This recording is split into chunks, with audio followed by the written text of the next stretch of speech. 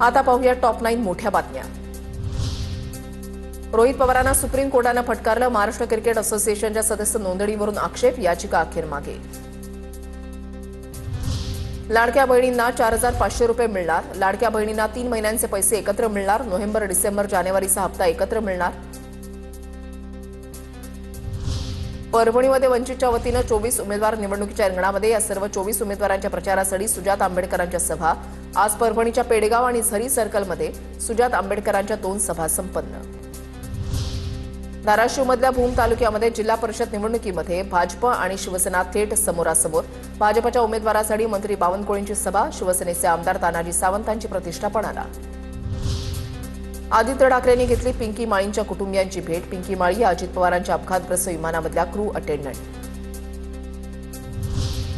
लोकसभेचं कामकाज सुरू होताच विरोधकांचा गोंधळ। ट्रेल डीलवरून सभागृहामध्ये गदारोळ। नाशिकमध्ये सिंहस्थ कुंभमेळ्याच्या कामांना गिरीश महाजन आणि साधू महंतांच्या हस्ते सुरुवात। महाजनांकडून साधू महंतांची नाराजी दूर। एकत्र बसून केलं जेवण। प्रत्येक आखाड्याला मागणीनुसार निधी देण्याचं महाजनांचं आश्वासन।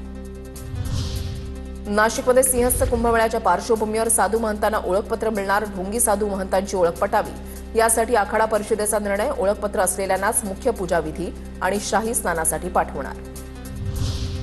मुंबई अहमदाबाद महत्त्वाकांक्षी बुलेट ट्रेनचं काम प्रगतीपथावर। पालघर जिल्ह्यामधील डहाणू तालुक्यात दुसऱ्या माउंटन बोगद्याचं खोदकाम पूर्ण। रेल्वे मंत्री अश्विनी वैष्णव यांची ऑनलाईन उपस्थिती।